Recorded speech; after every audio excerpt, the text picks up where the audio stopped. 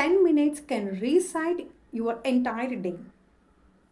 కన్ఫ్యూజ్డ్గా ఉన్నావా, లేక ఓవర్వెల్మ్డ్గా ఉన్నావా? ఒక 10 మినిట్స్ సైలెంట్గా కూర్చో.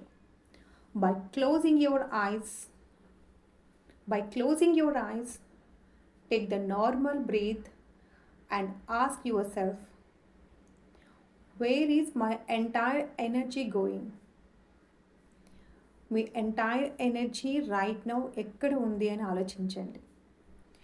You will get clarity. ఇక్కడ నువ్వు రన్లో ఉన్నావా లేక పాజ్లో ఉన్నావా అనేది తెలుస్తుంది. అంటే నువ్వు కాన్షియస్గా ఆగి నీ థాట్స్ని అబ్జర్వ్ చేస్తే, నీ డిస్ట్రాక్షన్స్ని నువ్వు అబ్జర్వ్ చేస్తున్నావంటే అది నువ్వు పాజ్ బటన్లో ఉన్నట్టు అని అర్థం. అలా కాకుండా ఆలోచించకుండా ఆటోమేటిక్గా డిస్ట్రాక్షన్స్ వెంటే వెళ్ళిపోతున్నాము అంటే రన్ స్టేజ్లో ఉన్నామని అర్థం.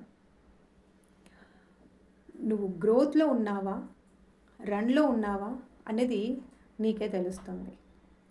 అంటే చాలామంది డైలీ రన్ మోడ్లోనే ఉంటారు, బట్ గ్రోత్ అనేది పాజ్లోనే వస్తుంది.